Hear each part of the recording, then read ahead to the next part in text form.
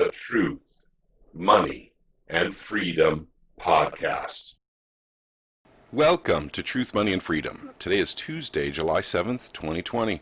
Hey, gang. Sorry about the long hiatus. I'm still swamped with work. That's the main deal right now. I think most of you know I'm self-employed, and when a lot of work comes in, I tend to take it. I have a problem saying no. It's led to a lot of problems in the past. But with everything that's going on with the economy right now, I don't want to say no to any of it right now.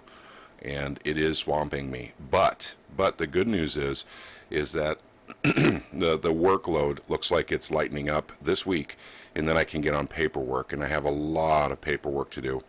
I don't want to get into that at this point in time, but I do need to get caught up on billing and invoicing, because that's how I get paid. So, and I am far behind on that. But I did want to talk a bit about this story here and a few other things too.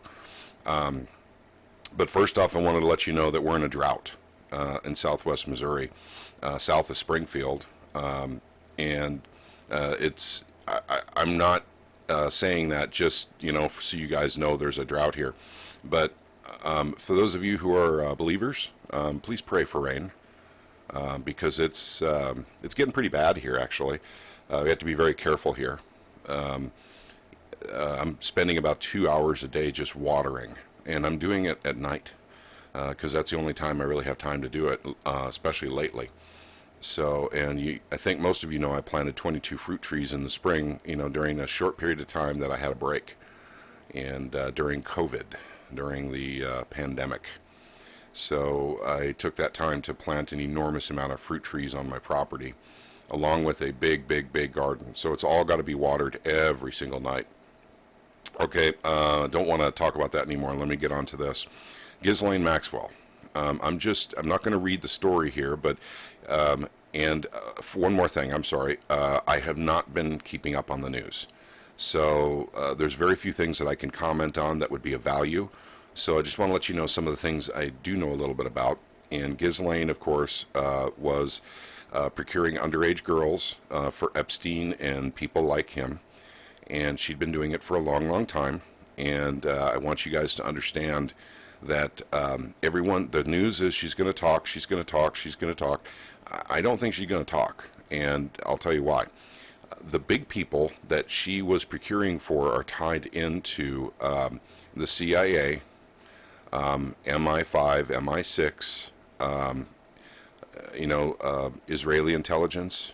I can go on and on and on. This was an operation, the pedophile network that Trump said he was going to take down and hasn't yet, is tied into getting secrets, getting dirt on people so they can control them. Who are they? These are the biggest people that are a part of the pedophile network. So let me be very clear about this. This is the kind of stuff that no one wants to talk about.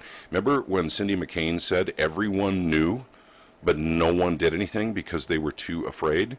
Well, it's because they're going up against the secret agencies, the three-letter alphabet agencies across the world. So, the Mossad is a big one, too. I mean, Epstein worked for the Mossad and worked for the CIA. He was a double agent. His job was to get dirt on American politicians and business folks, judges. So that's why they put them in those precarious situations. And for some of them, they just fed them girls. Other ones, they literally got them drunk and then took pictures of them with girls so they could get dirt on them. That's what this whole thing's about. But here's the deal. Unless Ghislaine names the Clintons, the Bushes, the Rockefellers, the royal family, the Rothschilds, and the Vatican, unless these come up somehow in her surly conversations with investigators, this is not real. This is more acting. This is more theater. The fact of the matter is, we're supposed to have the best intelligence agency in the world, and then, but we were told that she was in Mexico, she was in Australia, she was somewhere in the UK, to find out that she was, in the United States the whole time, where this whole thing started, is just insane. How is she traveling anywhere, when she's on the most wanted list? The fact of the matter is they gave her time to wrap up some stuff. That's probably what it comes down to. Is she going to be suicided in prison? My answer is probably not, for several reasons. Number one, the conditions in which they provided for Epstein to die, they can't do that again. So they can't suicide him while the cameras are malfunctioning and all the guards are sleeping. So that isn't, if that happened again, the American people would literally probably lose all faith in the justice system. And I mean all faith in it. It's not like they have a whole lot of faith in it right now. I don't want to give you that impression. But I think that they're kind of hoping that it works this time. But she will not name the big names because she will be killed if she names the big names. It's that simple. She is not going to name the big names. So keep that in mind as we go forward here. The next part of this is the fact that the ex-Reddit CIO claims she knew about Ghislaine Maxwell supplying underage girls for sex in 2011. In 2011, she knew about this. She didn't talk about it. She didn't, call up the FBI. She didn't call up local police and talk about this. She is saying it now after Ghislaine Maxwell has been caught and incarcerated. Once again, we're talking about people that knew but were afraid to do anything about it. Guys, I mean, I shudder to think what it would be like to go up against the CIA. The CIA is kind of like that wounded animal that you're just not sure what their intentions are. You approach very, very carefully because they do bite, as you're trying to, do something with them. That's what I think Cindy McCain was trying to say, is that you literally cannot go up against the CIA without them taking out your family and ultimately you. They do not. Guys, all you have to do is do a search online on CIA testifying in front of Congress. They do nothing but lie. That's what their organization is all about. So they get dirt on politicians so they can control politicians. The CIA is kind of like its own government, and for that matter, so is NASA. I don't want to get into that right now, but that's who you're up against right now. This Ghislaine also works with the CIA, and she is not going to turn names, not any important ones anyway. She is probably going to turn in the smallest fish that have absolutely no direct connection to the biggest fish. That's what you needed Epstein for. You needed Epstein to get to the big fish. And so I don't think Ghislaine is going to do anything. She's going to link people who are directly linked to Jeffrey Epstein, who is now dead and cannot be verified. These people, as far up as they know, is probably Epstein or a few other people in Hollywood that literally don't know the big fish, that have not been dealing with the big fish. And that's on the CIA level. So, and beyond, actually. So this is a very interesting situation. I hate to be a pessimist about this. I want to think that something good is going to come of all this. But the way this has been handled, I really don't think that we're going to break apart the pedophile network that's been set up by governments and business. It's a very satanic cult, and there's a lot of people in it. You would know their names if you heard them. But I just don't see this coming apart on Trump's watch. If he is waiting for his campaign, for his second stint as president to even begin touching it, that tells me that he's not interested in taking it down. And I think he realizes he would have to go against the CIA and he would also be killed, or he is protecting it. It's one of the two.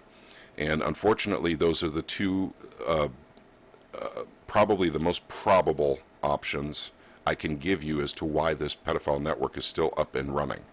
It has not been taken down. It has not been damaged by Epstein. Epstein was actually a middle-sized fish, is all he was. He was not a big fish. Remember now, if you want to kill a snake, you cut off its head. The head of the snake. You have to go after the big fish. Okay. That being said, I'm not going to comment a whole lot more on any other stories. And the reason being is because I really haven't had time to look at the news or anything else. And I know a lot of stuff has happened since I've done a YouTube video, and I want to say thank you to all of you who are still sticking with us at Truth, Money, and Freedom. This is not a problem with the group, the larger group. This is literally just my issue. I mean, I'm, as my mother said when I was a kid, make hay while the sun shines. So I'm going to make a little bit of hay here while the sun is still shining. Things are getting worse. We're still in the collapse. Believe you me, I meant there are shoes that should have dropped already but have not, and that's directly related to money printing. For instance, a great example of this is the auto industry. That should have literally died this past winter. I mean, literally this past winter. The auto industry should have been closing down dealerships. I mean, well, the auto industry doesn't do that directly because, you know, the dealerships are their own. But how they're staying afloat is these loans. And I think that's what's going on with this right now. Auto dealerships are hurting in a very big way. Also, retail establishments like JCPenney's, you know, giants, anchor stores for these giant malls across America. They are dying. They're in bankruptcy.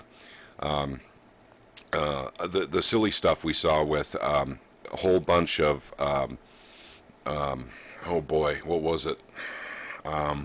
People buying stocks, you know, through their Robinhood accounts, bankrupt companies. Forgive me, guys, I don't remember the name of the company, and it doesn't matter. But this silliness, the fact that politicians can't do anything right, they're not interested in helping us. They literally have politicians and the central banks, so let's talk about the Federal Reserve for a second. The only option they have left now is printing money. And I do mean that quite literally. I mean, literally, they think now, this is modern monetary theory we're in, the last leg of the journey with the Keynesian monetary cycle, or I should say currency cycle. This isn't money. But they think that if they print money, or I'm sorry, currency, and strategically place it in different places within the economy, that they can, you know, get it going again. That's the public perception of what's going on right now. That is not truly what's going on. So let me be very, very clear what is going on at this time. And guys, I need you to understand this because this should affect decisions that you make going forward from this point on. They're printing currency and making sure that the top 0.1% get almost all of the money, currency that is getting printed, one way or another. And another thing that's going on right now, of course, is inflation. We're heading into big inflation. Now, some people say we're in deflation right now. That's true with certain things, but a lot of things are going up at the same time. You guys know I'm an IT guy. Procuring certain types of computer parts is getting virtually impossible right now. I'm talking about motherboards. I build PCs, I build servers, and that's not all I do, but I do that. And getting these standard parts, I don't build gaming machines. I work, you know, basically with business and, you know, local government. And they don't need gaming machines. They need business machines. So you're basically in the $80, $90 motherboard range, you know, for that kind of thing. So you don't have the whistles and bells that you would have with a gaming machine. Well, getting those parts is getting really, really difficult.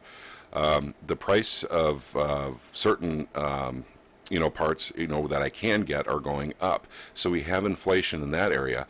Guys, we're getting a divorce from China. We've talked about that since last September now. So we're talking about nearly a year ago.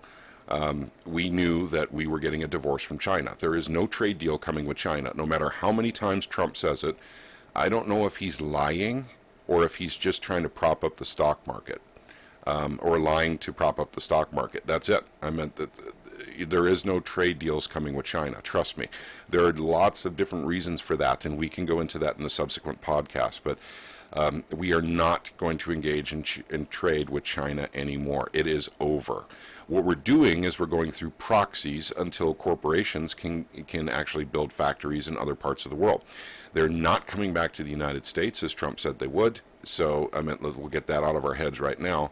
They simply aren't going to come back here until we are a third world slave. I don't know how to put it. We're a sweatshop. Once we're a sweatshop, jobs will come back. And how long until we're a sweatshop here in America? Probably 2022, maybe 2023 is my guess. And I know a lot of you probably have questions about what I just said and why. And we'll get into that, like I said, soon in a larger conversation in our Discord server. I want you guys to know that things are just starting to get bad. They're going to get significantly worse. They're propping things up as long as they possibly can. This is what they do, because this is the big one. This is the big one. This is part 2 of the storm that started in 2008. And it's the second side of the hurricane. We've been in the eye of the hurricane for about 5, 6, 7 years. And so the other side of the hurricane is now coming in, and it's not going to be pretty. I hope all of you have gardens and things of that nature, because I think food prices will be among the first things hit. Okay, next thing is censorship.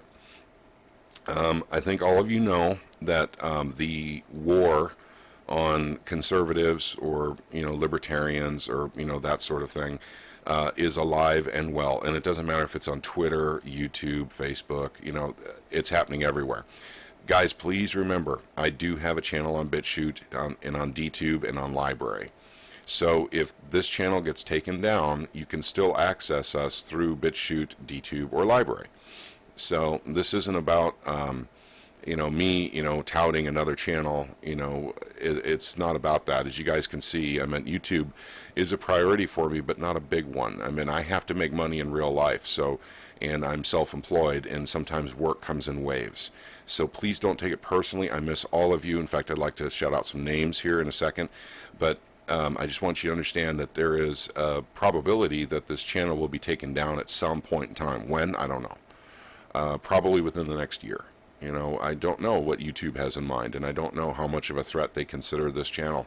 Am I the most important channel on YouTube? No, by far. In fact, I'm one of the least important. All I do is provide perspective on what's happening in the news and prognosticate on events coming in the future based on current events or trends. So I don't want to take anything away from Gerald Celente, but predicting trends based on what's happening in today's world. And that's something that we do in a larger group. I don't want you guys to think that I do this on my own. I don't. It takes a lot of us get together and talk on a subject. And that's another thing. We'll be doing live out of our Discord again sometime in the near future.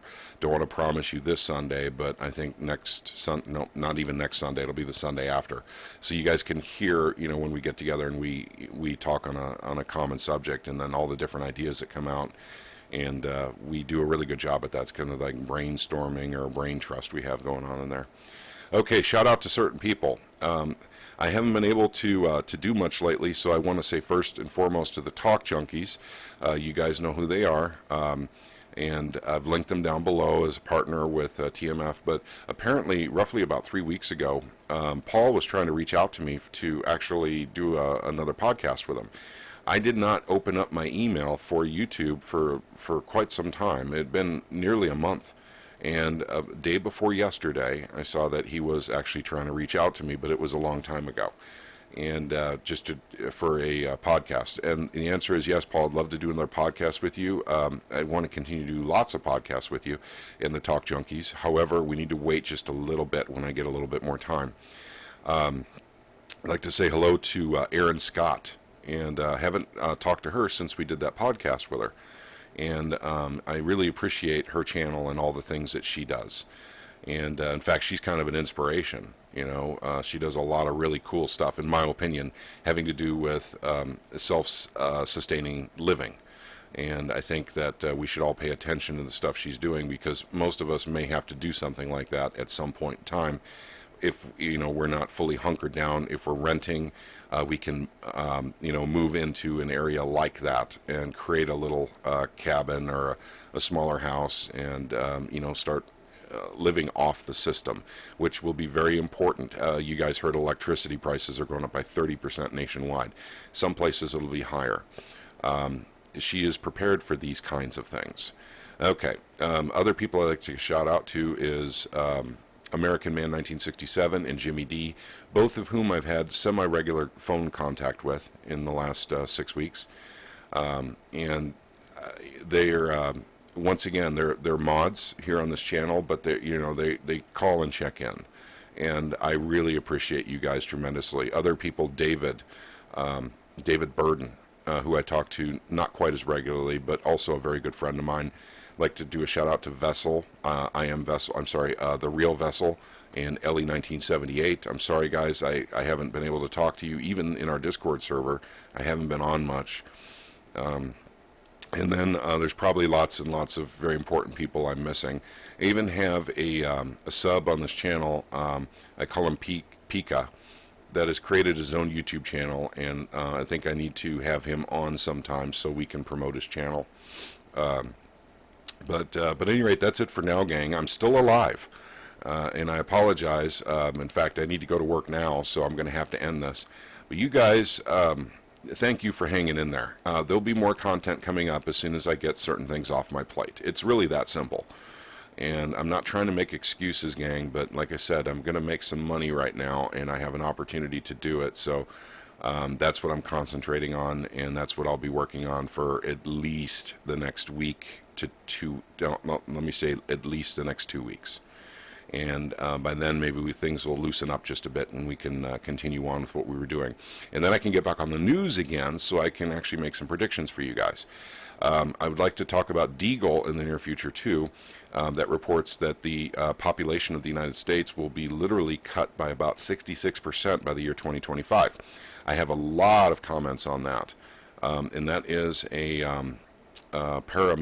para-government kind of website, and it actually makes predictions about all countries of the world and where their GDP will be, what their population will be.